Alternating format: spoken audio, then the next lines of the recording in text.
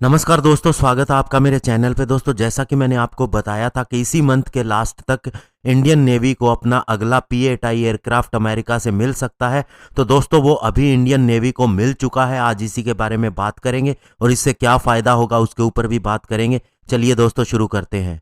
तो दोस्तों, यूएस की कंपनी बोइंग ने नोवा P-8I लॉन्ग रेंज मैरीटाइम रिकनिसेंस और एंटी सबमरीन वारफेयर वाला एयरक्राफ्ट इंडियन नेवी को डिलीवर कर दिया है। इससे पहले 8 एयरक्राफ्ट इंडियन नेवी के पास ऑलरेडी थे। और सबसे बड़ी बात है दोस्तों, ये मैरीटाइम एयरक्राफ्ट है, समुद्र के अंदर निगरानी करने के काम आता है। लेकिन दोस्तों, इसे लद्दाख में भी डिप्लॉय किया गया है और सबसे बड़ी बात यह है कि वहां पर भी ये बहुत सी इंफॉर्मेशन देने के अंदर काम आ रहा है। दोस्तों, इस एयरक्राफ्ट को बोइंग के 737 प्लेटफॉर्म के ऊपर बनाया गया है और इसने 2013 से लेकर अब तक 25,000 फ्लाइट आवर पूरे कर लिए हैं।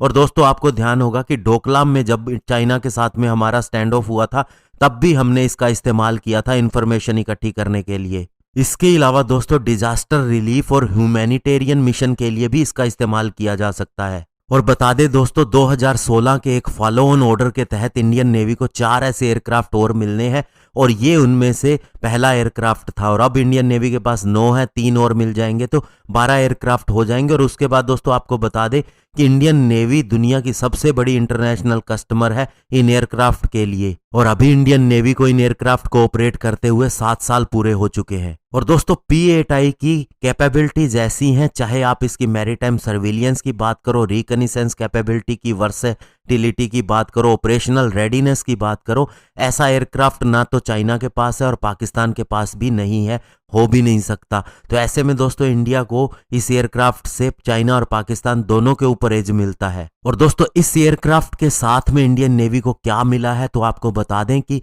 बोइंग इसके लिए ट्रेनिंग, स्पेयर्स और ग्राउंड सपोर्ट इक्विपमेंट भी प्रोवाइड करवा रही है। और इसके अलावा INS राजाली, जो कि अराकोनम के अंदर स्थित है, चेन्नई के नजदीक, वहां पर इसका एक ट्रेनिंग, सपोर्ट और डाटा हैंडलिंग सेंटर भी बन रहा है। इसे बोइंग पूरा कर रही है। और एक सेकेंडरी सेंटर भी ट्रेनिंग और सपोर्ट पैकेज के लिए बनाया जा रहा है कोची के अंदर। और दोस्तों, ये सपोर्ट केवल इंडिया को मिली है और इसका फायदा ये है कि जिन पायलट्स को अब एयरक्राफ्ट के अंदर ट्रेनिंग देने में टाइम लगता था, अब उन्हें ग्राउंड के ऊपर ट्रेनिंग देके एयरक्राफ्ट के ऊपर कम समय लगाना पड़ता है। यानी कि कम समय के अंदर ही उनकी मिशन के लिए प्रोफिशिएंसी इंक्रीज हो जाती है और उनका टाइम भी बचता है। जैसा कि राफेल के केस में आपने देखा होगा दोस्तों कि राफेल की ट्रेनिंग हमारे पायलट की फ्रांस के अंदर हुई, उसके बाद में यहाँ आके वे उसके ऊपर फिर से ट्रेनिंग हासिल कर रहे हैं। यानी कि हम कह सकते हैं कि कॉम्बैट कैपेबिलिटी पूरी तरह हासिल करने में समय लगेगा, लेकिन इस एयरक्राफ्ट के साथ हमें यह फैसिलिटी मिली है कि हम अपने जितने चाहे क्रू को आगे आने वाले समय के लिए